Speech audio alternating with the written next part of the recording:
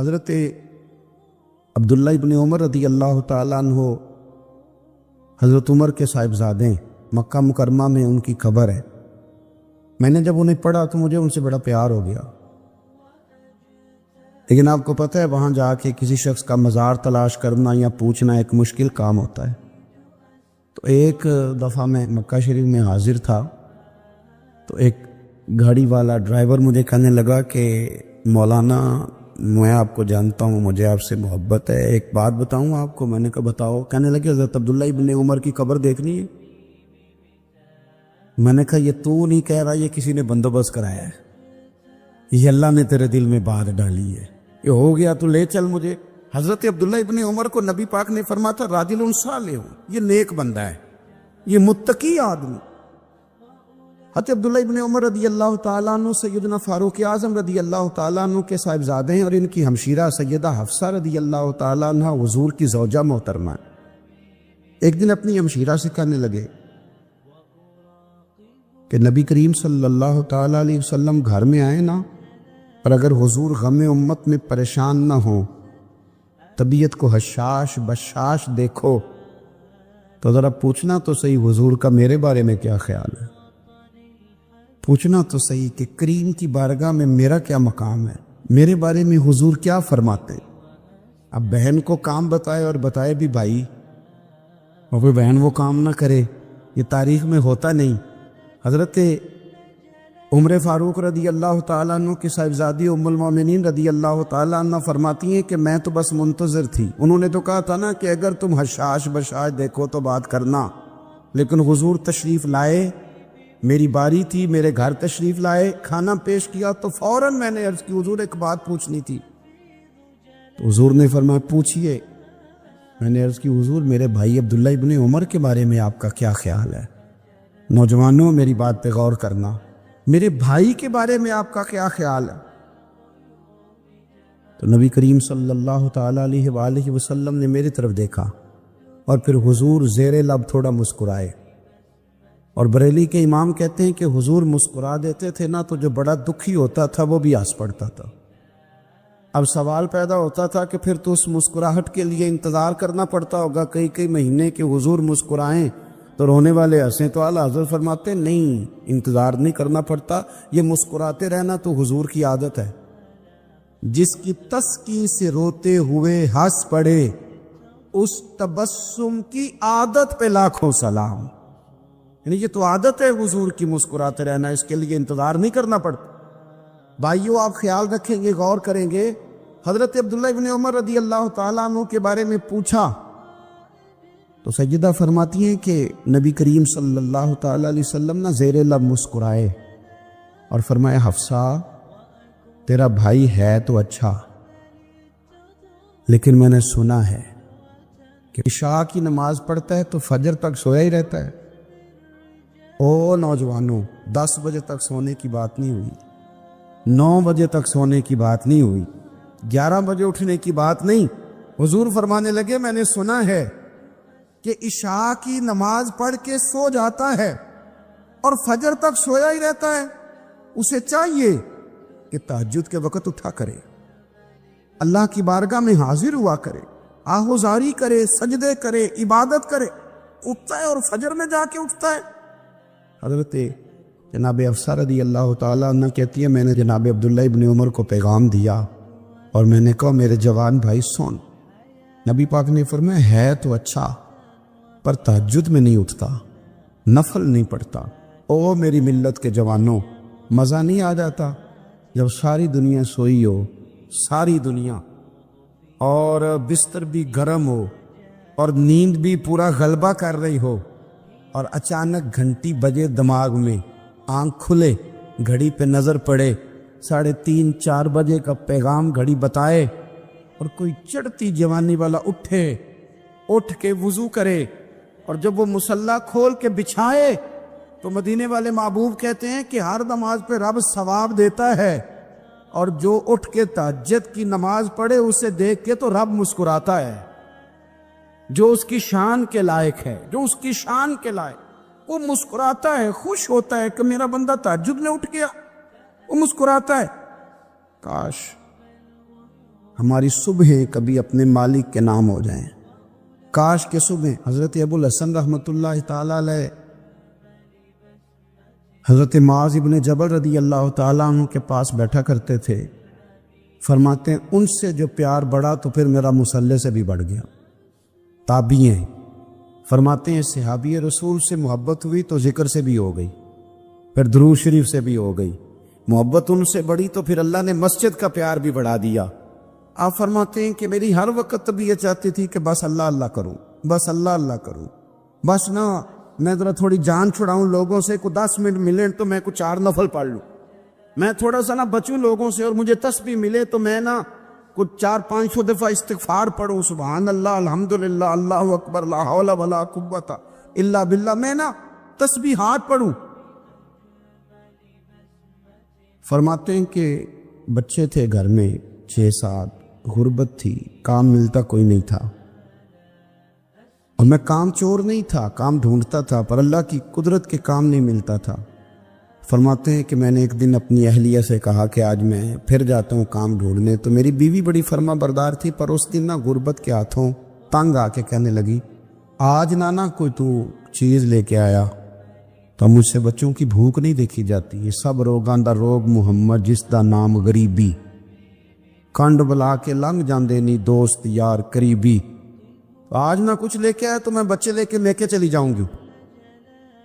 شیخ فرماتے ہیں کہ میں بڑا پریشان گھر سے نکلا, پر میں نے صبح سے لے کے زور تک کام ڈھونڈا, کام ملا کوئی نہیں. تو میرے دل میں خیال آیا چلو کام نہیں ملتا تو اللہ اللہ تو کرے نا, چلو بندوں کی مزدوری نہیں ملتی تو رب کریم کی عبادت ہی کرتے ہیں.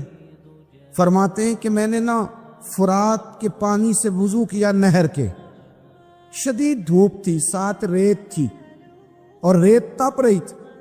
میں نے اپنا رومال وہیں مصلی کے طور پر بچھا لیا, اور فرماتے ہیں کہ زور سے لے کر عصر تک نماز پڑھی. دھوپ بھی پورے زور پہ, پر میرے سجدے کا ذوق بھی پورے زور پہ. فرماتے ہیں سورج بھی چمک رہا ہے اور رب کی عبادت کا ذوق بھی پورے زور پہ. میں سجدہ کروں تو پھر میرا اٹھانے کو جی نہ چاہے. میرے استاد لکھا کرتے تھے, یہ ان کا شعر ہے, وہ کہا کرتے تھے مجھے سوز دے, مجھے ساز دے, اور مجھے نیم شب کا نیاز دے. دم سجدہ خود کو میں توڑ دوں, مجھے ایسا ذوق نماز دے. اور میں تیری بہار کا پھول ہوں, میں کھلا بھی ہوں تو تیرے لیے, مجھے میری شاخ سے توڑ لے, مجھے اپنی زلف کا ناز دے.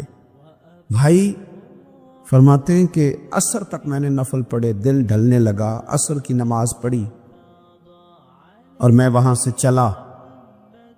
اب میں جب نکلنے لگا تو دل میں خیال آیا کہ چھوٹی چھوٹی دیواریں ہیں گھر کی, بغیر کچھ لیے جاؤں گا تو بیوی دور سے دیکھے گی تو شور کرے گی کہ پھر خالی ہاتھ آ گیا ہے. کہتے میں نے اپنی اسی رومال میں جس میں میں نے نماز پڑھی تھی نا, رومال میں کیا عقیدے پنجابی جسافہ کہتے ہیں, اسی میں نا میں نے کچھ ریت بھر لی کہ وہ دور سے دیکھے گی تو سمجھے گی کچھ لے کے آیا ہے. چلو جا کے اسے بتا دوں گا کہ آج پھر مزدوری نہیں ملی. کہتے ہیں وہ ریت لے کر جب میں گھر میں گیا تو پہلے بیوی دروازے پہ کھڑی ہوتی تھی, پوچھتی تھی خالی ہاتھ آ گئے ہو؟ آج میں نے دیکھا تو ہے ہی کوئی نہیں. فرماتے ہیں میں اندر داخل ہوا, سلام لیے, کونے میں نے وہ رومال رکھ دیا اور میں نے آواز دی کہ بھلی مانس کہاں ہو؟ تو وہ کہنے لگی آپ منہ ہاتھ دھو لیں, میں روٹی لے کے آئی. میں نے کہا روٹی کہاں سے آ گئی؟ یہاں تو کئی دنوں کے فاقے ہیں, تو کئی دنوں کی غربت ہے, یہاں تو اس گھر میں تو فقیری ہے. فرماتے ہیں کہ وہ روٹی لے کے آئی اور اس وقت کی جو موجودہ نعمتیں تھیں, سمجھ لیں سلاد, اچار, ہر چیز ساتھ لائی. میں نے کہا کہ بچے کہاں گئے؟ کہنے لگی وہ کھانا کھا کے کھیلنے گئے, آپ کھانا کھا لیں آ جاتے. کھانا اس نے چن دیا. میں نے حیرت انگیز لہجے میں ساری نعمتیں اپنے دسترخوان پہ دیکھ کر کے بیوی سے پوچھا یہ کہاں سے آیا کھانا؟ بچوں کو تو نے کہاں سے کھانا کھلایا؟ یہ سارا کچھ کیسا ہے؟ تو کہنے لگی پتہ نہیں آج آپ کس کریم کی مزدوری کرنے چلے گئے تھے, پتہ نہیں کس کریم کی, میرے گھر میں تو اتنی نعمتیں آئی ہیں کہ مجھ سے سنبھالی نہیں جا رہی. اتنا اناج ہے, اتنا گندم ہے, کس کریم کے دروازے آج چلے گئے تھے؟ یہ کہتے کہتے وہ اٹھی اور اٹھ کر کے کہنے لگی پہلے ہی بڑا کچھ آیا تھا، اب کیا لے آئے ہو؟ اور جا کر کے نا اس نے وہ ریت والا رومال کھولا، کہنے لگے میں تو لے کے آیا تھا ریت، تو میرے رب نے اسے بھی سونے اور ہیرے بنا دیا تھا۔ جب آپ کی توجہ اللہ کی جانب، میرے نبی پاک صلی اللہ تعالی علیہ وسلم نے فرمایا ہر چیز اپنے رب سے مانگ، ہر چیز مانگ، ہر چیز مانگ۔ یا رسول اللہ کیا کچھ؟ میرے محبوب نے فرمایا تیرے گھر میں نمک بھی ختم ہو جائے تو وہ بھی اپنے رب سے مانگا کر، تو مانگنا وہ تجھے دے گا، تو اس کی بارگاہ میں کشکول طلب دراز تو کرنا۔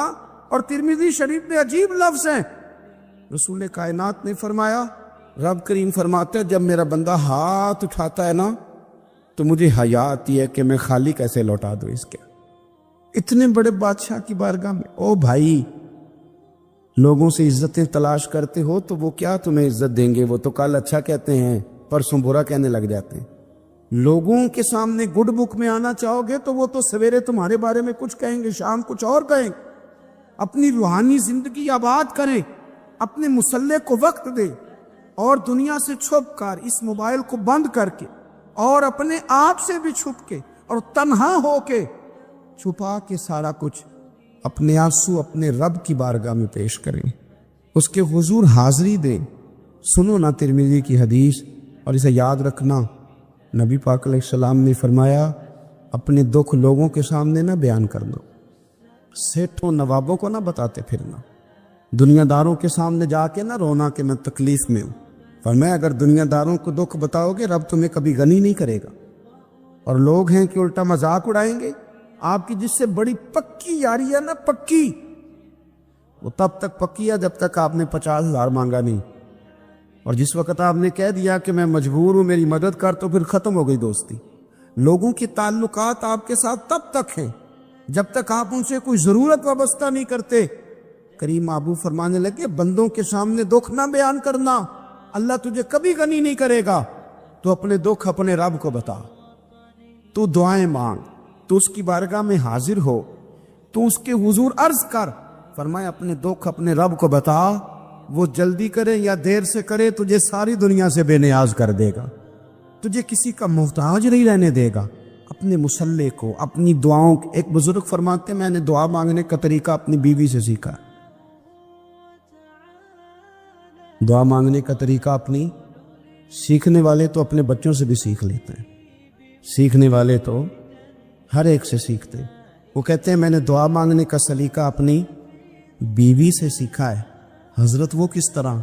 فرمانے لگے میری بیوی نے نا مجھے کوئی کام بتایا، کچھ پیسوں کی ضرورت کے لیے کہا، تو میں نے اسے کہا کہ بھئی ابھی میرے پاس نہیں ہے، کچھ دنوں میں آتے ہیں تو میں دے دوں گا۔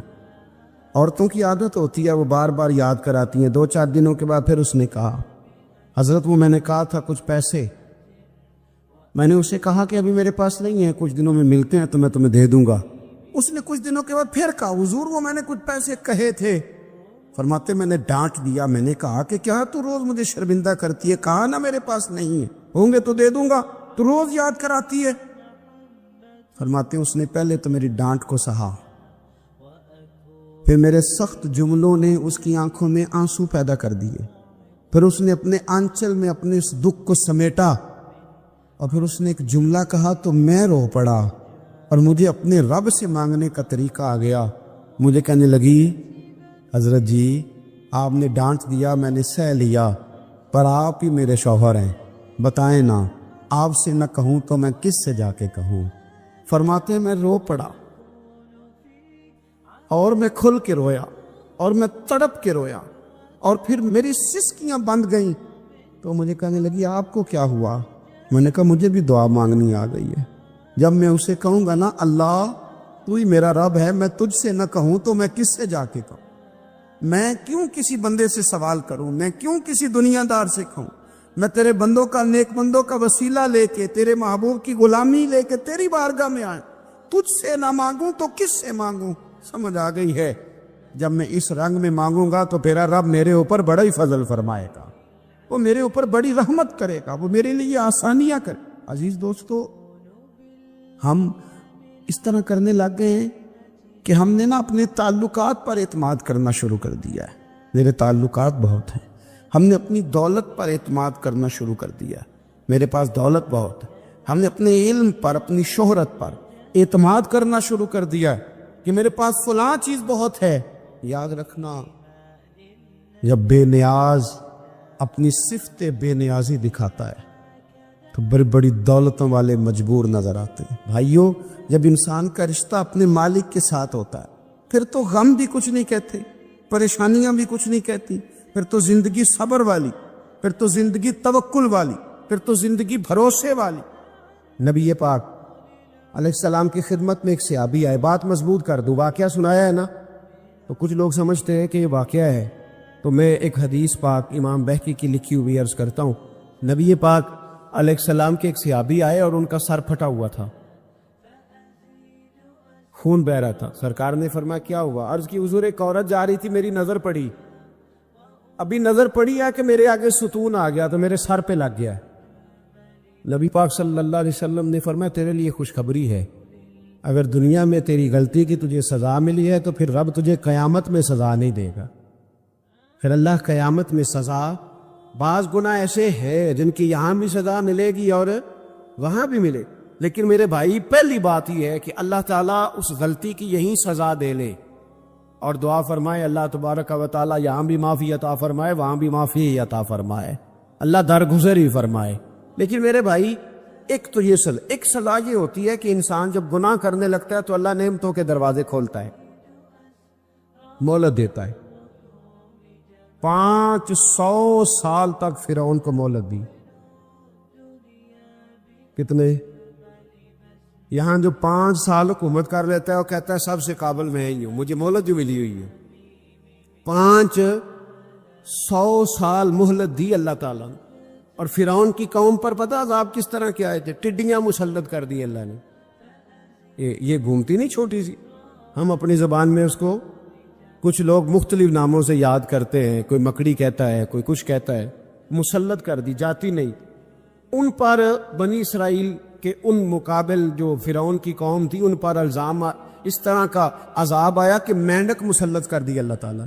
برتن کھولتے تھے اندر مینڈک نکلتا تھا، دنیا کی ہر دوائی استعمال کرتے تھے لیکن مینڈک نکل آتا تھا.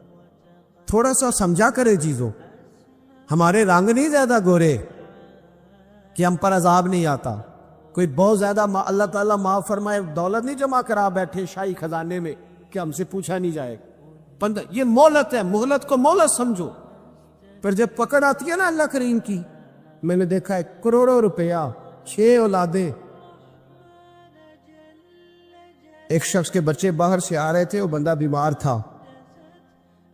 مجھے کہنے لگا حضرت جی دعا کریں میں ان کے آنے سے پہلے مر جاؤں ورنہ آ کے مجھے مار دیں گے. دعا کریں. اتنی بے سکونی، کروڑوں روپیہ پڑا تو یہ عذاب نہیں؟ کوئی ضروری ہے کہ پتھر برسیں گے تو سمجھ آئے گی؟ یہ جو سگا بیٹا بوڑھے باپ کے قریب سے گزر جاتا ہے، سلام نہیں لیتا تو اس کو عذاب نہیں سمجھتے؟ یہ جو امت کی بیٹیاں، امت کی بچیاں، ہماری بچیاں ایک سال کے اندر 75,000 ہزار بچی ایک ڈویژن سے بھاگ کے شادی کر رہی ہے، ایک صوبے سے. تو اس کو آپ اللہ کا عذاب نہیں سمجھتے؟ یہ معمولی بات ہے. نہیں ہمارے رنگ ہو رہے ہیں، ہم بڑے سمارٹ ہیں. 1500 سال مہلت دی نوح علیہ السلام کی قوم کو. کتنے سال؟ بول کے بتائیے، بول کے دوبارہ بولیے. 1500 سال. کوئی آدمی اپنی سمارٹنس پہ خوش نہ ہو جائے کہ 20 سال ہو گئے میں تو نافرمانی بھی کر رہا ہوں، روٹی بھی پک رہی ہے، میں تو حرام بھی کھا رہا ہوں پھر بھی سب ٹھیک ہے. 1500 سال مہلت دی. پھر حضرت نوح کہنے لگے اللہ میں نے تو بڑا سمجھایا نہیں باز آتے. تو رب کریم نے فرمایا کشتی بناؤ. اللہ کے پیغمبر کشتی بنانے لگے تو قوم مذاق اڑانے لگے. اب کیا کرنے لگے ہو؟ اب کشتی بنانے لگے ہو، خیر تو ہے، قوم مذاق اڑا رہی ہے. حضرت نوح علیہ السلام کا آپ نے کشتی بنائی، پانی کہاں سے نکلا؟ نہ بارشیں ہوئی نہ سیلاب آئے.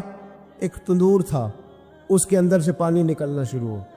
کبھی تندور سے بھی پانی نکلا ہے، پر جب نکالنے والا چاہتا ہے تو وہاں سے بھی ایک تندور سے پانی نکلا. اتنا نکلا کہ قوم ساری ڈوب گئی. قرآن مجید کے صفحات شہادت دیں گے کہ حضرت نوح کی قوم کا بچہ بچہ بہ گیا، بچے صرف وہ تھے جو حضرت نوح کے ساتھ ہو گئے، تباہ ہو گئی۔ اللہ بے نیاز ہے، بے نیاز۔ 1500 سال مہلت ملے اور تو پھر بھی کہے رب بڑا کریم ہے، معاف کر دے گا۔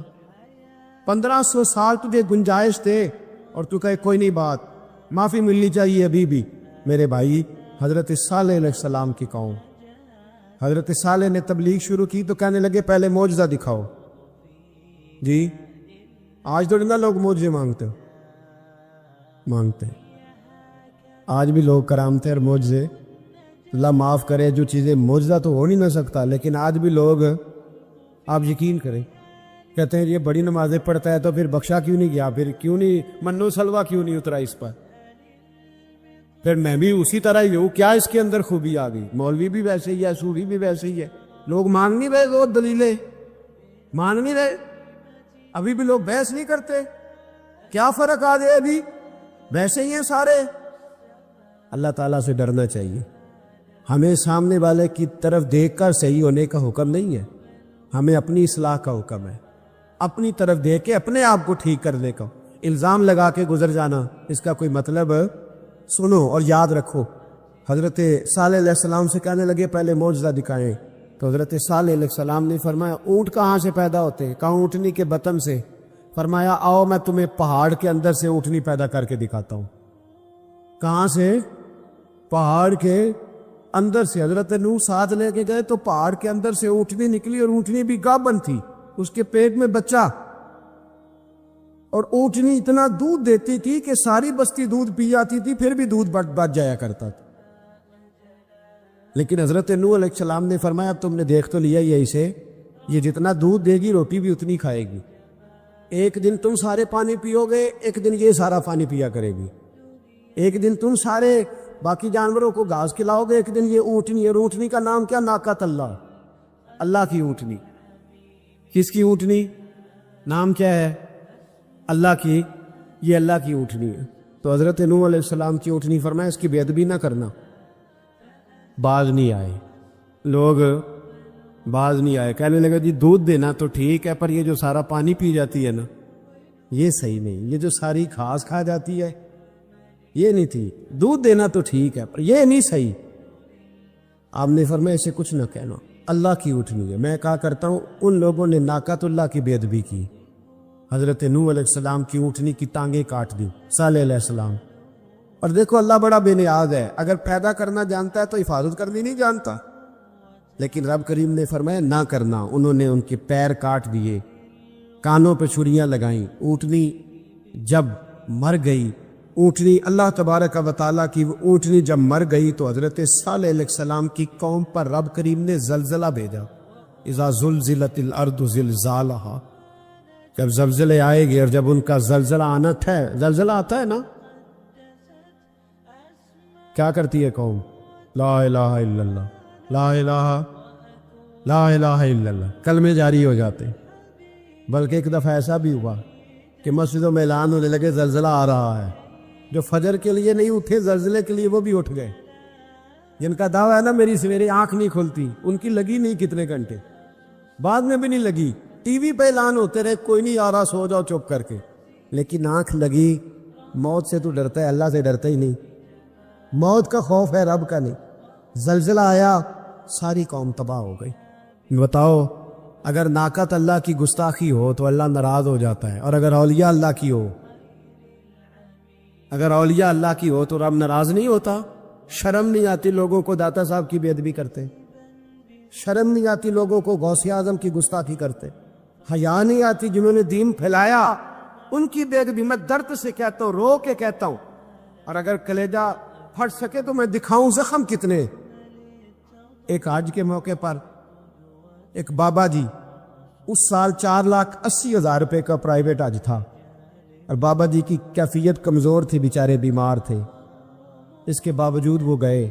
بوڑھے آدمی، جا کے بیٹھیے، بزرگ، اور کتنی مشکل ہے وہاں، منا، مزدلفہ، عرفات، طواف زیارت، کتنا مشکل کام ہے طواف زیارت کرنا، طواف وداع کرنا۔ کس کٹھن سے حج کیا، بڑھاپے میں پیسے بھی لگائے، اور جب وہ روضہ رسول پہ گئے صلی اللہ اور انہوں نے جا کے نبی پاک صلی اللہ علیہ وسلم کے روزے کی طرف منہ کر کے درود شریف پڑھا تو ایک ملا نے اٹھ کے کہہ دیا تو مشرک ہے.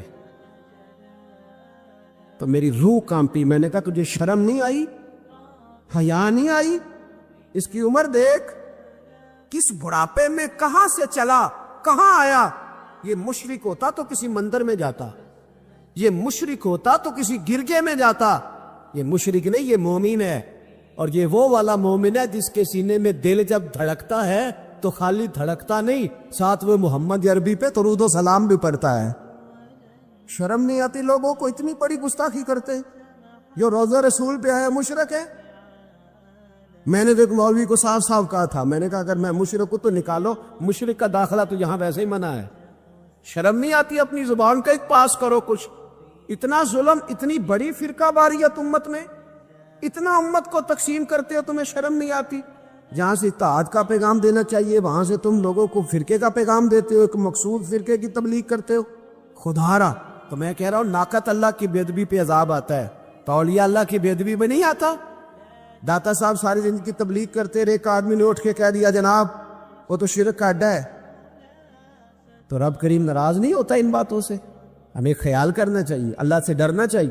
ان چیزوں سے عذاب آتا ہے اور آ رہا ہے. اللہ تعالی ہمیں محفوظ فرمائے. اللہ ہمیں اس سے, قوم لوط پہ بھی عذاب آیا. ہم جنس پرستی,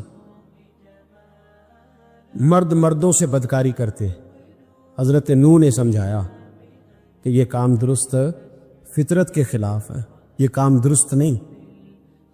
جب انسان یہ کام کرتا ہے تو زمین اور آسمان کانپتے.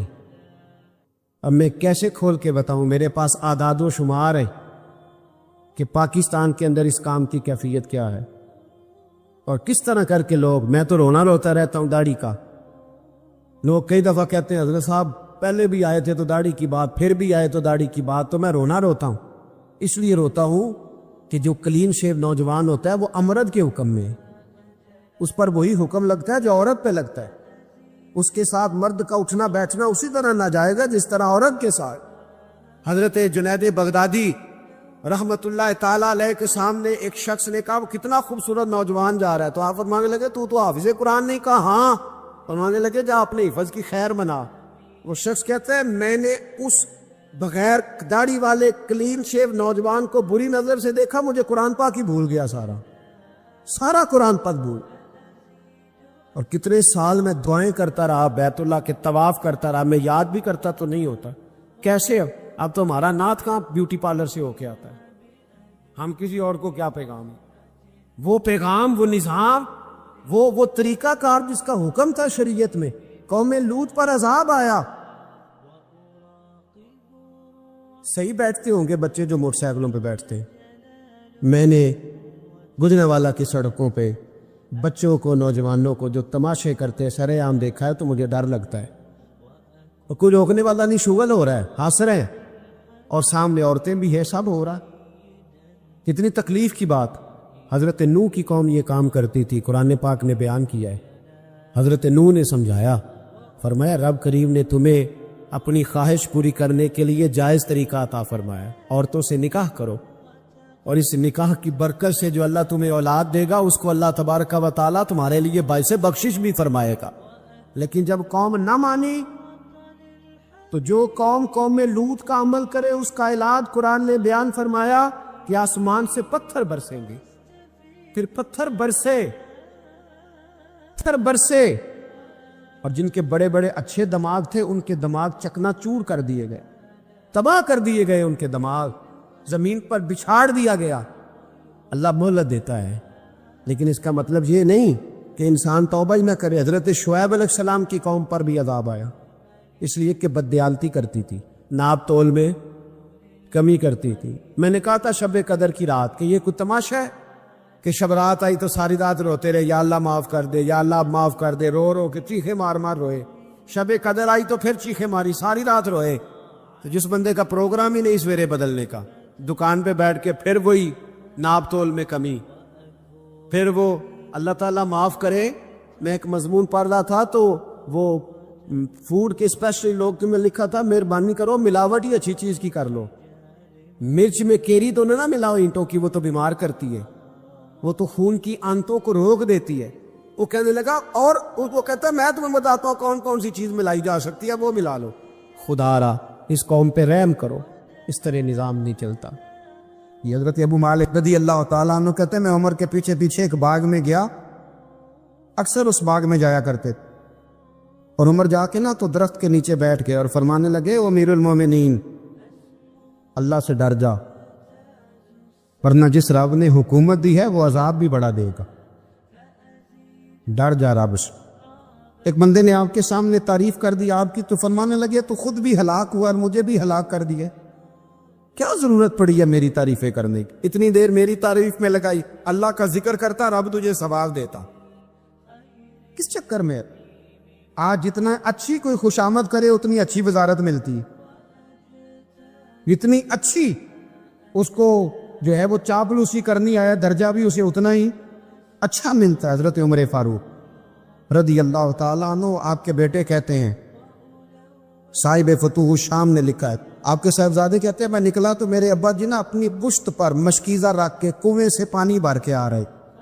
میں دوڑ کے آگے گیا, میں نے کہا ابا جی مجھے دے دے. فرمانے لگے بیٹا تیرا کیا خیال ہے, کوئی اور نہیں تھا مشکیزہ بھر کے لانے کے لیے, تیرا کیا خیال ہے؟ کہا ابا جی بڑے لوگ تھے پر آپ کیوں اٹھا رہے ہیں؟ فرمانے لگے نفس نا ذرا میرا بڑا ہو گیا تھا, اسے ذرا ذلیل کر رہا ہوں, ذرا اپنا محاسبہ کر رہا ہوں. یہ مجھے کہہ رہا تھا تو بڑی چیز ہے, تو میں نا ابھی مشکیزہ گھر رکھ کے آؤں گا, پھر تیری ماں نے مجھے کہا ہے کہ گھر میں لکڑیاں کوئی نہیں جلانے کے, پھر میں جنگل سے لکڑیاں کاٹ کے لاؤں. امیر المومنین بن کے نا تو میرا نفس تھوڑا بڑا ہو گیا. اب یقین کریں ہمارا ہاضمہ خراب ہو جاتا ہے جب تک ہمارا تعارف صحیح نہ ہو, ہمارا تعارف ٹھیک نہ ہو. میں یہ ہوتا ہوں, میں وہ ہوتا ہوں, چھوڑ مٹی دیں تے مٹی رہنا ہی, مٹی دیں تے مٹی دیں تے مٹی رہنا ہی. ایویں کادی بلے بلے اج مٹی دے اتے بندیا تے کل مٹی دے تھلے, مٹی دیں تے مٹی رہنا ہی کادی بلے. مجھے پوچھ لو, مجھے جان لو, میرا نام لے لو, میں بھی آیا ہوں, میں بھی ہوتا ہوں, میرا بھی یہ تذکرہ ہے. جس کو اپنا تعارف کرانا پڑ گیا اس سے بھی زیادہ کمزور کوئی ہے؟ فوٹو میں دکھاتا پھرتا ہے فلانے کے ساتھ فوٹو, فلانے تو کمزور بندے یہ کام کر. حضرت عمر فاروق اللہ اکبر, حضرت عمر جیسا بندہ 24 لاکھ مربع میل کا حکمران, اور شاہ روم کو خط لکھ کے کہتا ہے میں منت نہیں کرتا میں حکم دیتا ہوں. اتنا تگڑا بندہ. جنگ قادسیہ کے لیے حضرت سعد بن ابی وقاص کو بھیجا, فتوح الشام پڑھ کے دیکھیں. حضرت عمر بڑے پریشان ہیں, اتنے دن ہو گئے کوئی رپورٹ ہی نہیں آئی. اب تو موبائل ہے نا, ایک ایک منٹ کی رپورٹ لیں آپ, بلکہ آپ ایک منٹ کی فوٹو لیں, آپ رپورٹ تو دور رہ گئی.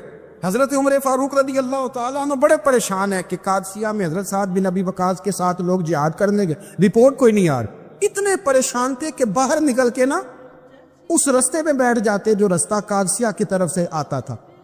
جو بھی آتا جاتا پوچھتے جنگ کے کیا حالات ہیں. ادھر جب اللہ نے فتح دے دی نا تو حضرت سعد بن ابی وقاص رضی اللہ تعالیٰ عنہ نے نا ایک قاصد کو خط دے کے بھیجا, کہنے لگے عمر کے پاس جاؤ, انہیں اطلاع دو کہ الحمدللہ اللہ نے اسلام کو فتح عطا کر دی. یہ حضرت عمر کو جا کے دینا. وہ بڑے پریشان ہوں گے. وہ جو اس زمانے میں اس طرح ہوتا تھا کہ کئی دور دور سے صحابہ جو دوسرے شہروں کے ملکوں کے رہنے والے ہوتے تھے وہ بھی آ کے شامل ہو جاتے تھے جہاد میں. کوئی ایک دفعہ مدینے آیا, کوئی 2 دفعہ آیا, پھر اپنے اپنے علاقوں میں. بہت سارے لوگوں نے زیادہ دفعہ حضرت عمر کو دیکھا بھی نہیں تھا. وہ جو قاصد خط لے کے آیا تھا نا, اس نے ایک آدھ دفعہ دیکھا تھا. حضرت عمر بوڑھے ہو گئے, وہ پہچانتا نہیں تھا. ادھر سے وہ خط لے کے آ گیا. حضرت عمر مدینے سے باہر نکل کے اس روڈ پہ بیٹھے تھے جو قادسیہ سے آتا تھا. جب وہ اس آدمی کو آتے دیکھا تو حضرت عمر اٹھ کے کھڑے ہو گئے, فرمانے لگے قادسیہ سے آ رہے ہو؟ وہ کیا کہتا ہے, پٹے پرانے کپڑے, ٹوٹے ہوئے جوتے, سر پہ پرانی پگڑی. کہنے لگے غلام مدینے کے رہنے والے ہو؟ حضرت عمر کہنے لگے ہاں مدینے کا ہوں. کہا میں قادسیہ سے آیا ہوں, الحمدللہ اللہ نے اسلام کو فتح دے دی ہے, الحمدللہ کفر کی کمر ٹوٹ گئی ہے. اس نے یہ بات کر کے تو گھوڑے کو ایڑی لگائی, گھوڑا دوڑنے لگا مدینے کے. حضرت عمر بھی ساتھ ساتھ دوڑ رہے. فرمانے لگے اچھا بتاؤ خالد بن ولید کا کیا حال ہے؟ تھوڑا آگے جا کے فرمانے لگے اسامہ بن زید کیسے؟ وہ کہتے ٹھیک ہے. پھر اس نے اور تھوڑا, عمر ساتھ ساتھ دوڑ رہے ہیں, ساتھ ساتھ. 24 लाख मुरब्बा मील का हुक्मरान, एक जूता पैर से निकल गया, उमर दौड़ रहे हैं। आगे जाके पूछते हैं साद बिन नबी वकास का क्या हाल है? तो हुजूर वो भी ठीक है। कितने लोग मेरे शहीद हो गए मुसलमानों में से? कहने लगा सही गिनती का नहीं पता, ये लफ्ज अदा होते होते मदीने की सरहद आ गई। लोगों ने उमर को घोड़े के साथ दौड़ते देखा तो कहा अमीरुल मोमिनीन क्यों दौड़ रहे हैं? वो गुलाम छलांग लगा के नीचे आया, कदमों में बैठ गया। कहने लगा हुजूर आपने बताया ही नहीं आप अमीरुल मोमिनीन है। आप फरमाने लगे क्या बताता, मैं तो ऊंट चराने वाले का पुत्र हूं, क्या बताता? वो उमर हूं जिसने अपने गुनाहों का हिसाब देना है, क्या बताता? जो साद बिन नबी वकास को जिहाद पे भेज के खुद बुजदिलों की तरह घर में बैठा है, क्या बताता? कोई हैसियत नहीं, कोई तार। तूने अच्छा किया, तू तो मुजाहिद था, मुझे साथ साथ दौड़ाया, तूने अच्छा किया। जितने लोग थे चीखे मार के रोने लगे।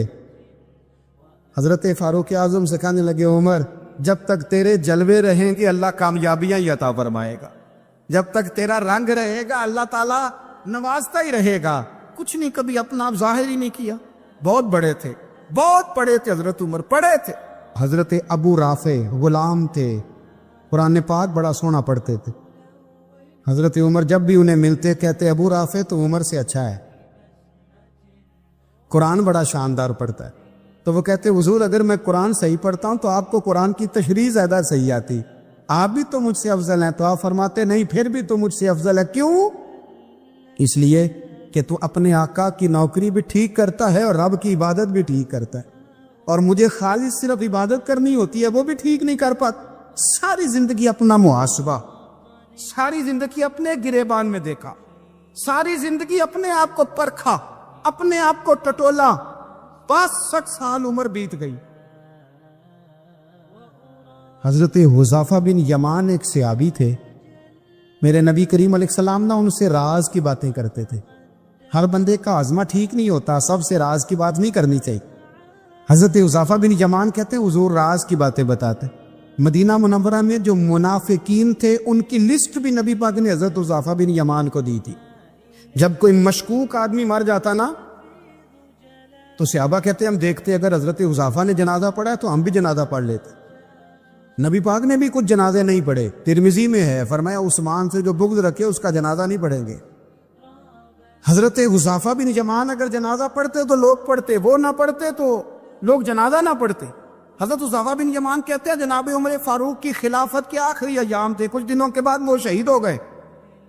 फरमाते आधी रात का वक्त था, मैं घर में सोया था बड़ा बेफिक्र, अचानक मेरे दरवाजे पर दस्तक हुई, मैं घबरा के उठा, इतनी रात को कौन आया? कहते कुर्बान जाऊं, दरवाजे पे गया तो अमीरुल मोमिनीन फारूक आजम दरवाजे पे। मैंने कहा उमर कोई हुक्म था तो मुझे बुला लेते। कहने लगे मैं ना अमीर बन के नहीं आया, तेरा वीर बन के आया हूं। अमीरुल मोमिनीन की हैसियत से सरकारी काम से बुलाता तो वहां बुलाता, मुझे एक जाती काम पड़ गया। कहते मैंने उमर को घर के अंदर बुला के चारपाई पे बिठाया, मैंने कहा हुजूर मैं गरीब आदमी, मैं क्या आपके काम आ सकता हूं? तो कहते उन्होंने ना मुझे साथ बिठा लिया, फिर मेरा हाथ पकड़ लिया। कहने लगे तू उमर को जानता है? उमर झूठ नहीं बोलता। तो जानता है? उमर वादों का पक्का है। कहा हुजूर जानता हूं। कहा मैं उस वक्त आया हूं जब देख भी कोई नहीं रहा। हजरत हुज़ाफा बिन यमान कहते हैं परेशान हो गया, हुजूर पहेलियां ना बुझवाए, मेहरबानी कर बताया किधर आए हैं। तो हजरत उमर फारूक फरमाने लगे 62 साल का हो गया हूं, 63 में चल रहा है, दाढ़ी सफेद हो गई है, अल पक गया, उठ फरीदा सुत्या, दाढ़ी आ गई पूर, अग्गा नेड़े आ गई, पिछा रह गई दूर। अब ना अब कब्र अशर का मामला साफ नजर आने लगा है। कहा हुजूर मुझसे क्या चाहते हैं? हजरत उमर रो पड़े, कहने लगे आज मैं इशा के बाद निकला हूं तो नबी पाक के सहाबा मुझे नेक कह रहे थे, फिर मैंने बच्चों की मां से और बच्चों से भी पूछा है, वो भी मुझसे राजी हैं। पर हुज़ाफा तेरे साथ नबी पाक राज की बातें करते थे, सच बता कहीं उमर का नाम मुनाफिकों में शामिल तो नहीं? सच बताओ, उन मुनाफिकीन में तो शामिल नहीं, कहीं ऊपर ऊपर से तो नहीं सारा कुछ? حضرت حذیفہ بن یمان کہتے ہیں میں باپ کے مرنے پہ اتنا نہیں رویا جتنا عمر کے سوال پہ رویا. میں قدموں میں بیٹھ گیا. میں نے کہا نہیں عمر، یہ تو میں نے نہیں سنا، لیکن یہ میں نے نبی پاک سے ضرور سنا ہے کہ میرے بعد اگر کوئی نبی ہوتا تو عمر ابن خطاب ہوتا. یہ میں نے اپنے کانوں سے سنا ہے کہ عمر جس گلی سے گزرے شیطان رستہ بدل جاتا ہے. یہ میں نے اپنے کانوں سے سنا ہے کہ 950 سال حضرت جبریل جناب عمر کی شان بیان کریں تو پھر بھی بیان نہیں ہو سکے. یہ میں نے ضرور سنا. دوستو، ساری زندگی حضرت عمر نے اگر دوسروں کا محاسبہ کیا تو اپنا اور اپنے بچوں کا بھی کڑا خیال رکھا. اپنی ذات پر بڑی توجہ دی. جو لوگ اپنا بھول جاتے نا، ہمیں اپنی صحت کا بڑا خیال ہے لیکن اپنی روحانی زندگی کا کوئی خیال نہیں ہے، قلبی زندگی کا کوئی تصور نہیں ہے. آپ یقین کریں، موٹا آدمی کمزور ہونے کے لیے جدوجہد کر رہا ہے، کمزور طاقتور ہونے کے لیے، لیکن جس کو کتنے دن بیت گئے اللہ رسول کی یاد میں رویا ہی نہیں، کتنے دن بیت گئے نہ سننے کو دل ہی نہیں چاہا، جسے مہینوں بیت گئے اور قرآن پاک کی طرف نظر ہی نہیں گئی، وہ فکر مند ہی نہیں. زندگی زندہ دلی کا نام ہے، مردہ دل کیا خاک جیا کرتے ہیں. بھائی، حضرت عمر کی زندگی دور حاضر میں ہمیں یہ سبق دیتی ہے کہ کڑی نگرانی رکھو اپنے پودوں کی، کڑا خیال رکھو اپنے ذاتی باغ کا، اور یہ جو تمہارے دل کی دنیا ہے، یہ تمہاری روح کی زندگی ہے، اس کا محاسبہ کرتے رہو. نبی کریم علیہ السلام نے فرمایا اپنا حساب خود کر لو قبل اس کے کہ تمہارا حساب کیا جائے.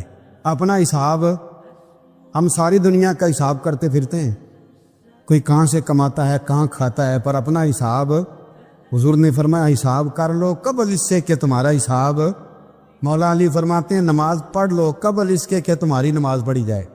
اپنا محاسبہ کریں، تھوڑا سا نا اوپر دائیں بائیں دیکھنے کی بجائے تھوڑی سی گردن جھکا کے نا. درویش کہتے ہیں برے بندے نو میں لبن ٹریا تے جگ تے ملیا نہ کوئی، اپنے اندر چاتی پائی تے میتھوں برا نہ کوئی.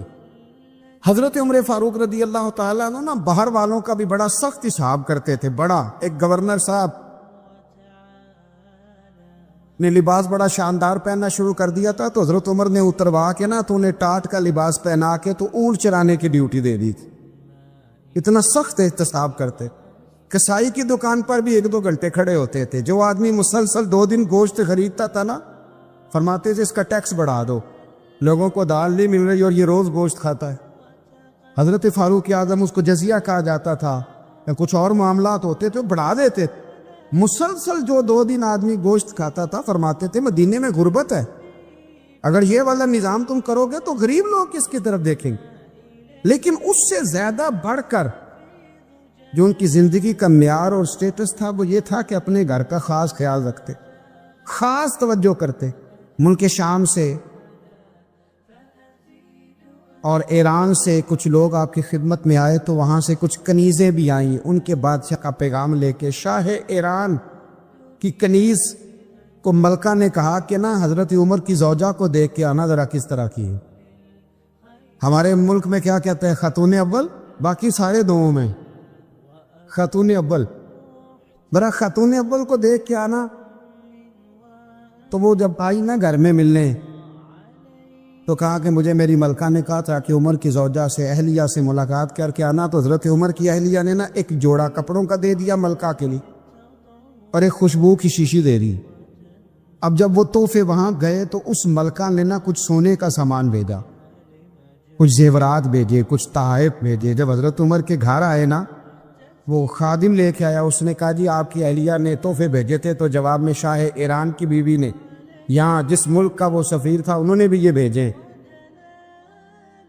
حضرت عمر فاروق نا وہ تحفے لے کے گھر گئے تو جا کے کہنے لگے اپنی اہلیہ سے یہ تو کب سے تحفے تحائف بھیجنے لگ گئی ہے، یہ کب سے نظام شروع ہو گیا؟ تو کہ حضور تحفہ دینا لینا تو ٹھیک ہے، سنت ہے، محبت بڑھتی ہے، تو یہ کوئی قباحت نہیں، اور میں نے اپنی ذاتی استعمال کے لیے جو چیزیں رکھی تھی وہ میں نے دی ہیں. تو حضرت عمر فاروق رضی اللہ تعالیٰ عنہ فرمانے لگے ہم نے کسی ملک کے ساتھ اور اس کے بادشاہ کے ساتھ ذاتی تعلق نہیں بنانا. تعلق جو بھی بنے گا رسول اللہ کے دین کی برکت سے بنے. ذاتی رشتے نہیں ہم نے قائم کرنے. ذاتی آپ کے ملک کی جو ایئر لائن جس کا ہر سال خسارے کا ڈھنڈورا پیٹا جاتا ہے نا، وہ ہمارے بادشاہ صاحب و صدر صاحب اگر غیر ملکیوں کو گھوڑا کبھی بھیجنا ہو نا، گھوڑا، تو پورا ایک جہاز گھوڑا لے کے تحفے میں جاتا ہے، پورا جہاز غریب قوم کا یہ سرمایہ، اور قوم بڑی بادشاہ ہے، لائنوں میں لگ کے ووٹ دیتی ہے۔ دو کام ہمیشہ لائن میں لگ کے کرنے، ایک بل لائن میں لگ کے جمع کرانا ہے اور ایک ووٹ لائن میں لگ کے، تاکہ پھر پورے 5 سال لائن میں ہی لگے رہیں۔ مرضی سے آپ ووٹ دینا، پر جو بات درست ہے اس کو سنو۔ حضرت عمر فاروق رضی اللہ تعالیٰ عنہ نے اپنی اہلیہ سے پوچھا کتنے کا تھا وہ تیرا جوڑا اور خوشبو کی شیشی؟ جو 3 دینار کی۔ فرمایا یہ 3 دینار تیرے اور باقی جو تحفے آئے ہیں وہ تو خود کہہ، چونکہ اس نے تیرے نام بھیجے ہیں، تو کہہ کہ میں مال غنیمت میں دیتی ہوں، تو کہہ میں مسلمانوں کو کہہ۔ تو زوجہ ہنس پڑی، کہنے لگی میں نام ہی کہوں تو مجھے کہنا تو پڑے گا ہی، کہنا تو میں نے ہے ہی، جو کہ سامنے عمر فاروق ہے، لہذا فرمایا کہہ دیتی ہوں میں نے دیا خزانے کو۔ حضرت عمر نے جمع کرا لیا۔ میں یہ کیا بات ہوں، میرے گھر والے جو مرضی کریں، ان کا معیار زندگی جس طرح کا مرضی ہو۔ اور حضرت عمر ایک جملہ کہا کرتے تھے، اللہ کرے کہ یہ باتیں اس دور حاضر میں ہماری سمجھ میں آئیں۔ حضرت عمر فاروق رضی اللہ تعالیٰ عنہ اپنے بچوں کو فرمایا کرتے تھے کہ بہت آدمی کو بھوک لگی ہو نا، اور پھر اس کی پسند کا کھانا پکا ہو، جتنے شوق سے وہ اس کھانے کو دیکھتا ہے نا، فرمایا اس طرح پوری قوم اپنے بادشاہوں کے خاندان کو دیکھتی ہے، اس تیزی کے ساتھ دیکھتے ہیں کہ ان کے گھر میں کیا ہو رہا، ان کا معیار زندگی کیا ہے، ان کا سٹیٹس کیا ہے۔ دل میں میل کچھ رہ کے نفل پڑھنا، عبادتیں کرنا، ریاضتیں کرنا، صدقات دینا زیادہ نفع بخش نہیں ہوتا۔ دل صاف ہونا تو تھوڑی عبادت بھی کام آ جاتی ہے۔ یہ حدیث بتاتی ہے کہ دل صاف ہو تو تھوڑے صدقے بھی زیادہ نفع کر جاتے ہیں۔ کچھ چیزوں سے دل سخت ہوتا ہے، جو لوگ دنیا داری کی اور فضول باتیں زیادہ کرتے ہیں ان کا دل سخت ہو جاتا ہے، جو ہنستے زیادہ ہیں ان کا بڑا سخت ہو جاتا ہے، اور صوفیاء کہتے ہیں جو کسی پہ ہنستے ہیں نا ان کا تو مردہ ہی ہو جاتا ہے، تو معاملہ ہی ختم ہو گیا۔ اور جو لوگ رزق حرام کی طرف بڑھتے ہیں ان کا دل بھی مردہ ہو جاتا ہے۔ اور اقبال کہتے ہیں جو مشینی زندگی گزارنے لگتے ہیں نا، روحانی زندگی سے نکل جاتے ہیں۔ ہم آج کل مشینی زندگی پہ آ گئے، ہمارے پاس انٹرنیٹ ہے، موبائل ہے، آواز کے فاصلے اتنے کم ہوئے ہیں کہ دلوں کے فاصلے بڑھ گئے۔ اقبال کہنے لگے دل کے لیے موت ہے، دل کے لیے موت ہے، دل کے لیے موت ہے یہ مشینوں کی حکومت۔ احساس مروت کو کچل دیتے ہیں یہ آلات، آلات پہ زندہ ہیں ہم۔ دل کے لیے موت، اور کسی کے گھر جانا، دروازے پہ دستک دینا، اور کبھی خط لکھنا تو سوچ سوچ کے، کبھی کاٹنا تو پھر لکھنا۔ لفظ یہ اس کے شایان شان نے یہ جملہ میں نے بدل دیا، لیکن اب بے باکانہ گفتگو ہے، تو مجھے وائس کر دے، میں تجھے وائس کر دوں گا، حال ہی کوئی نہیں۔ تو کیا کوئی سوچے گا، کیا کوئی لکھے گا، کیا کوئی اس میں خوبصورتی کے رنگ بھرے گا؟ سخت ہو جاتے ہیں دل جب آپ مشینوں کی زندگی میں زندہ رہتے ہیں۔ دل نرم کیسے ہوتے ہیں؟ میرے نبی پاک نے فرمایا یتیم کے سر پہ ہاتھ پھیر، رب تیرا دل نرم کرے گا۔ اگر زنگ لگ جائے دل کو تو اللہ کا ذکر کر، قرآن پاک کی تلاوت کر، اللہ تیرے دل کو نرم کر دے گا۔ اور پھر فرمایا کہ اگر دل سخت ہو جائے تو موت کو یاد کر، تیرا دل نرم ہو جائے گا۔ اچھوں کی صحبت اختیار کریں تو دل نرم ہو جاتا ہے۔ قبروں کی زیارت کریں، جائیں کبھی اپنے شہر کے قبرستان میں، غور کریں کہ وہ چودھری صاحب لیٹے، یہ علامہ صاحب لیٹے، وہ فلاں بہت بڑے افسر لیٹے، وہ دیکھو وہ میرا عزیز لیٹا ہے۔ وہ ہارون رشید نے کہا حضرت داؤد تائی سے نصیحت کر دیں، تو فرمانے لگے باپ کدھر ہے تیرا؟ کہا حضور قبرستان میں، اماں قبرستان میں، دادا نانا بڑے بھائی سب قبرستان۔ فرمایا میں کیا نصیحت کروں؟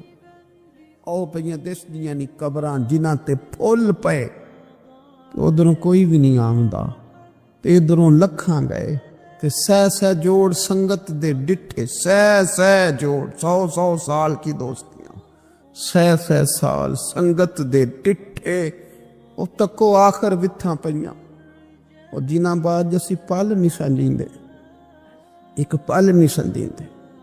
پھر وہ شکلیں بھی یاد نہ رہی ہیں، سہ جوڑ کا یہ کوئی کم ہے دل کو نرم کرنے کے لیے؟ تیرے پاس موت کا تذکرہ، قبروں کی زیارت کو تھوڑی ہے؟ یہ چیزیں دل نرم کرتی ہیں، یاد نرم کرتی ہیں چیزیں دل۔ پتہ ہے سب سے بڑی بیماری کیا ہے بندے کی؟ خوفناک علامت کیا ہے دل کے بیمار ہونے کی؟ کہ کوئی بندہ بیماری میں ہے اور ادھر ایک بندہ اس کو دیکھ کے خوش ہو رہا ہے، کسی کو زوال آ گیا ہے، کاروبار ڈوب گیا ہے اور یہ دیکھ کے خوش ہو رہا ہے، مر گیا ہے اس کا دل، مردہ ہے، اندر کوئی دل نہیں۔ آپ یعنی ایک بندہ رسوا ہو گیا اور یہ خوش ہو رہا ہے، دیکھا میں نے نہیں کہا تھا؟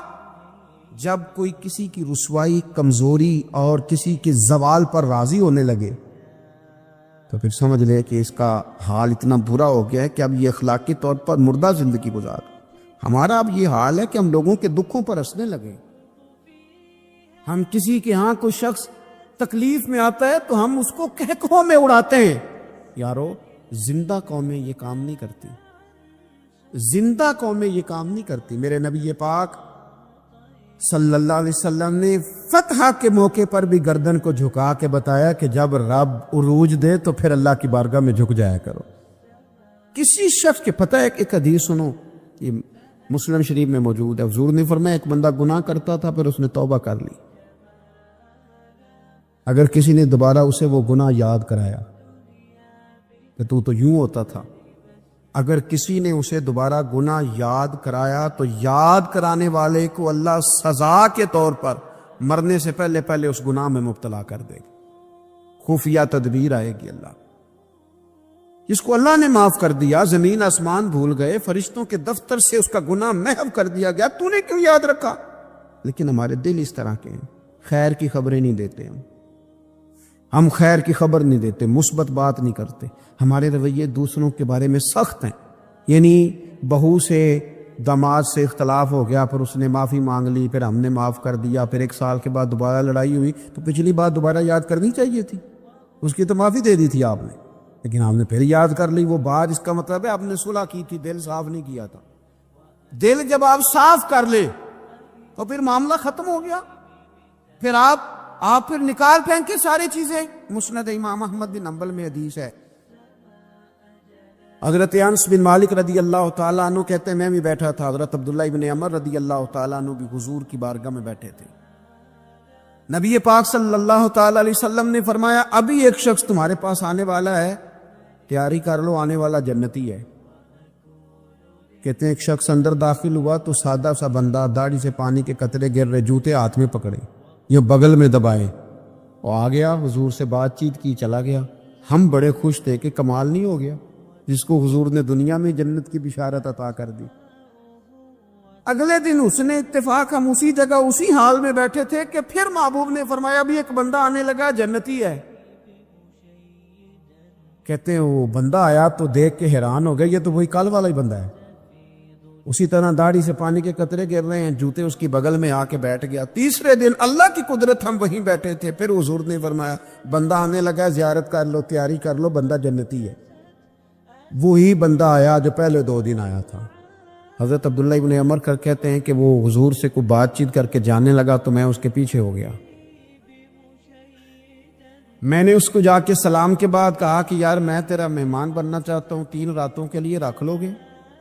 اب محلہ بھی ایک، شہر بھی ایک۔ اس نے کہا جی ٹھیک ہے آ جائیں، جو میرے پاس روکھا سوکھا ہوگا پیش کر دوں گا۔ فرماتے ہیں 3 راتیں 3 دن میں اس کے پاس رہا، میں جاننا چاہتا تھا کہ کون سی ایسی عبادت کرتا ہے جس کی وجہ سے 3 دن حضور نے جنت کی بشارت اس کے لیے دی، اعلان فرمایا۔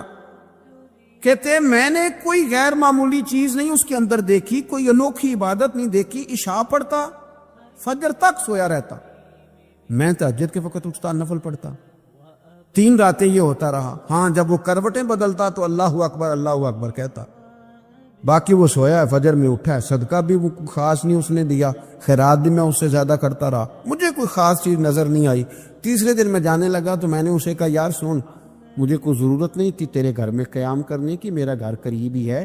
وہ تو کمال یہ ہے کہ نبی کریم علیہ السلام نے اپنی زبان فیض ترجمان سے، یعنی وہ زبان جس کو سب کن کی کنجی کہیں، اس کی نافذ حکومت پہ لاکھوں سلام، حضور نے 3 دن تجھے مسلسل جنتی کہا ہے، میں تو دیکھنے آیا تھا کہ تیرے اندر کوئی عمل ہو تو میں بھی وہ شروع کروں۔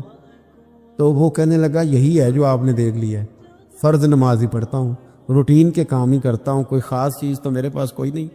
حضرت عبداللہ ابن عمر فرماتے ہیں میں نے تو سمجھا کہ میں تو اس سے زیادہ خیر کے کام کرتا ہوں۔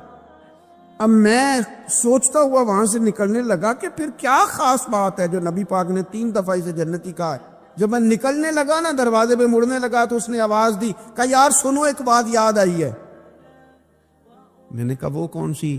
کہنے لگا یار جب سے بالغ ہوا ہوں نا، جب سے اللہ نے توفیق اسلام دی ہے، میں نے جب بھی اپنا دل دیکھا ہے نا، جب بھی میرے دل میں کسی کے لیے حسد کوئی نہیں، کوئی عداوت نہیں، کوئی بغض نہیں، کوئی کینہ نہیں، کوئی کیا کر رہا ہے، میرے دل میں سب کے لیے خیر ہی ہے، دل میرا صاف ہے، اس کے علاوہ نہیں مجھے پتا کیا عمل ہے۔ حضرت عبداللہ بن عمر کہتے ہیں پھر مجھے سمجھ آ گئی ہے، یہ جو تیرے دل کی صفائی ہے نا، یہ بنیاد بن گئی ہے جس کی بنیاد پر نبی پاک نے تجھے 3 دفعہ جنت کی بشارت عطا فرمائی ہے۔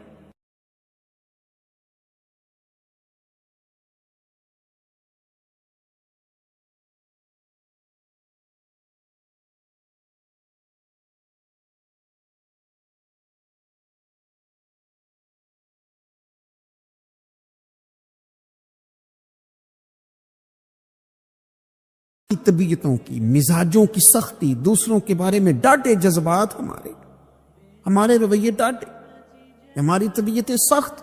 حضرت عبداللہ ابن مسعود رضی اللہ تعالیٰ عنہ نے ایک شخص کو جنازے کے موقع پہ ہنستا ہوا دیکھ لیا، فرمایا آج کے بعد تیرے ساتھ کلام نہیں کروں گا۔ جس کا جنازہ دیکھ کے بھی دل نرم نہیں ہوا اور قبرستان دیکھ کے بھی دل نرم نہیں ہوا، وہ تو سخت دل بندہ، سخت دل بندے سے دوستی کبھی نہیں رکھوں گا، میں تو درد دل والوں سے پیار کروں گا، تیرے ساتھ میں کلام نہیں کرتا۔ تو کس طرح کا شخص ہے بھائی جسے یہاں آ کے بھی ہنسی آ رہی ہے، مذاق سوچ رہا ہے؟ تو دل کی نرمی، میرے نبی پاک صلی اللہ علیہ وسلم نے نا دل پر، ہم نے نا کپڑوں پر بڑی محنت کی، ہم نے چہروں پر بڑی محنت کی، ہم نے اپنے ظاہر کو سنوارنے پر ہم نے اپنے حق میں بڑے بڑے لفظ یاد کیے، بڑی کہانیاں یاد کی، پر دل کے لیے محنت، اس پر محنت ہی نہیں کی۔ اعلیٰ حضرت فاضل بریلوی کتنے بڑے عالم ہیں، 1000 کتاب کے مصنف، اور ان کے فتاوی موجود ہیں کہ جس بندے کا تلفظ ٹھیک نہ ہو، یعنی جو ضروری قواعد ہیں وہ قرآن پاک کے جس کو نہ آتے ہوں، اس کے پیچھے نماز نہیں۔ جو ہا اور ہا میں فرق نہیں کر سکتا، حمزہ اور عین میں فرق نہیں کر سکتا، وہ الفاظ کا معنی بگاڑ دے گا۔ لیکن اعلیٰ حضرت چونکہ صوفی ہیں، درویش ہیں، علم کے ساتھ تو ایک اور رنگ بھی بیان کرتے، وہ کہتے یہ نہ ہو کہ صرف تو حروف کے ہیر پھیر میں لگا رہے، سغرے کبرے ٹھیک کرتا رہے، دارابا یادرب کے چکر میں پڑا رہے، اور دل پر تو توجہ ہی نہ دے۔ فاضل بریلوی رحمۃ اللہ علیہ فرمانے لگے کہ 2 علماء نے قرآن ایک درویش کے پیچھے نماز پڑھی تو مستحب جو قواعد تھے نا جن کے بغیر نماز، وہ ٹھیک نہیں تھے ذرا ان کے، تو وہ کہنے لگے دیکھا جی اتنے بڑے پیر صاحب ہیں اور ان کی تو قرات ہی ٹھیک نہیں، تلفظ ہی ٹھیک نہیں، حالانکہ لفظ تاثیر سے بنتے ہیں تلفظ سے نہیں، لفظ تاثیر سے بنتے ہیں تلفظ سے نہیں۔ اہل دل آج بھی ہیں اہل زبان سے آگے، انہوں نے کہا جی بابا جی کا تو تلفظ ہی ٹھیک نہیں۔ اعلیٰ حضرت نے لکھا ہے ملفوظات شریف میں، فرماتے ہیں پھر وہ نہ نہانے کے لیے چلے گئے نماز پڑھ کے فارغ ہو کے، تو وہ پانی میں اتر گئے تو شیر ان کے کپڑے اٹھا کے لے گیا۔ اب کتنی کو دیر پانی میں رہتے، نکلے بھی تو کیسے نکلے، شرم آتی ہے۔ مختصر لباس پہن کے وہ غسل کرنے کے لیے گئے تھے، اب پانی میں سردی، کتنی کو دیر بندہ پانی میں رہے۔ لوگوں نے آ کے کہا حضور وہ آپ کے مہمان تو الجھ گئے، بڑے بری طرح پھنس گئے، مہربانی فرمائے ان کو تو بچائیں، وہ تو سخت الجھن میں۔ کہ کیا ہوا؟ کہنے لگے وہ شیر کپڑے لے گیا، اور وہ پانی میں ہے، اب کچھ تو ہونا چاہیے۔ تو وہ بزرگ گئے، جا کے نہ دور کھڑے ہو کے شیر کو آواز دی، شیر کو۔ حضور کے صحابی تھے نا حضرت سفینہ، قافلے سے رستہ بھول گئے، ایک سائیڈ پہ ہو گئے تو سامنے شیر آ گیا۔ میں نے کہا ہے لیکن جب آ جائے، تو جب شیر سامنے آ جائے، جب سامنے آ جائے پھر پتہ چلتا ہے کہ یہ تو واقعی آ گیا ہے، پھر انداز اور ہوتا ہے۔ حضرت سفینہ کے سامنے شیر ہی آ گیا۔ مشکات میں شیر آیا، اب کوئی بھاگتا ہے، کوئی چڑھتا ہے درخت پہ، کوئی لکڑی اٹھاتا ہے، کوئی اسلحہ پکڑتا ہے. حضرت سفینہ فوراً بولے، کہنے لگے او شیر ذرا خیال کرنا میں رسول اللہ کا غلام ہوں. پھر آکھیا شیر سفینہ تائی جا را یارا جاندے، اور جڑے غلام رسول اللہ دے اسی غلام ہونا دے. شیر دم لاتا رستہ چھوڑ گیا، اور بابا جی بھی گئے. فاضل بریلوی کہتے ہیں شیر کو آواز دی، شیر دوڑا آیا، آگے کہنے لگے وہ ہمارے مہمانوں کے کپڑے لے گیا، تو یہ شرم نہیں آتی؟ تو شیر کپڑے اٹھا کے واپس لایا.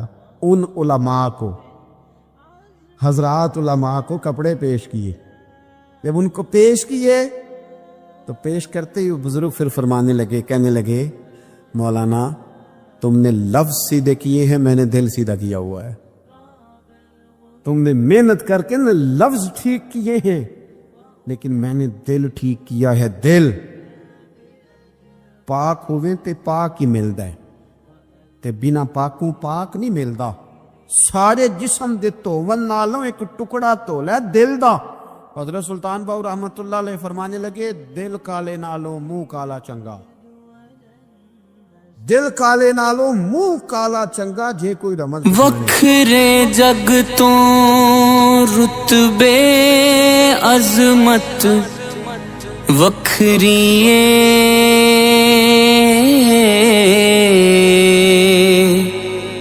دنیا پھر لے پیو دی شفقت وکھری وکھرے جگ تو رتبے عظمت وکھری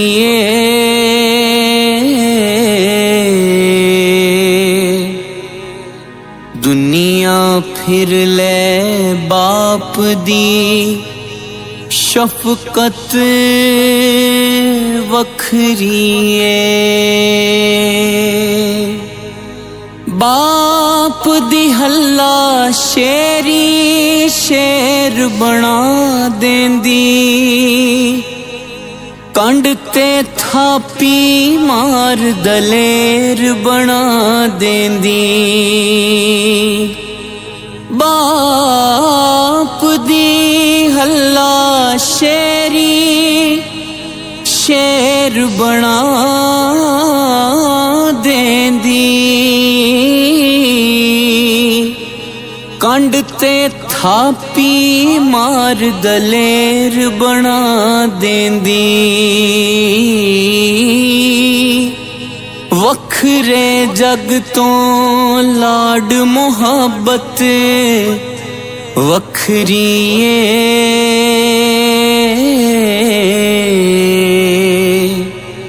دنیا پھر لے پیو دی شفقت وکھری لوکاں بانے بے شک گالاں پیو دیاں نے ایک ہی کملے جانن نالاں گھیو دیاں نے لوکاں بانے بے شک گالاں پیو دیاں نے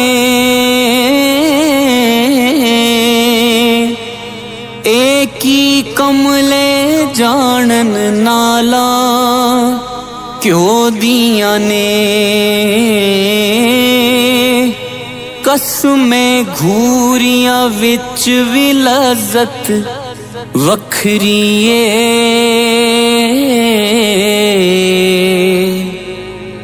دنیا پھر لے پیو دی شفقت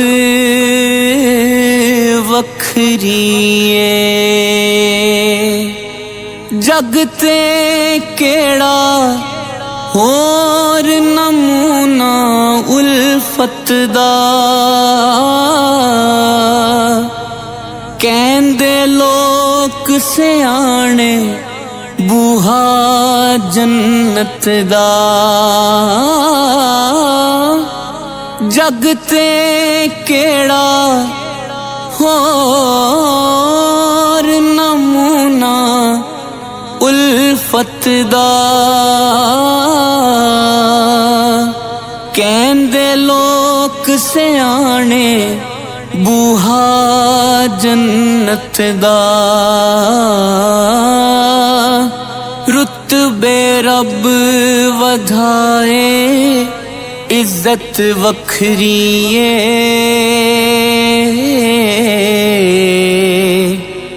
ਦੁਨੀਆ ਫਿਰ ਲੈ ਬਾਪ ਦੀ ਸ਼ਫਕਤ ਵੱਖਰੀ ਏ ਰਾਗ ਗਮਾ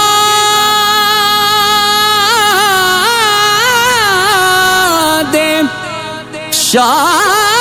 ਸ਼ਾਕਿਰ ਕਦੋਂ ਅਲਾਪ ਦਾਏ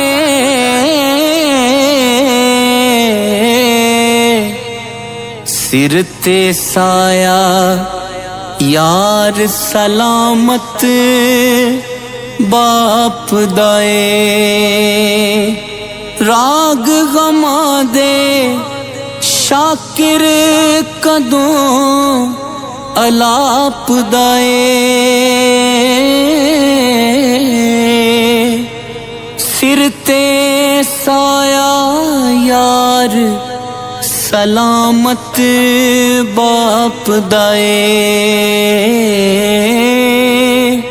ਮੇਰੀ ਝੋਲੀ ਦੇ ਵਿੱਚ ਦੌਲਤ ਵੱਖਰੀ ਏ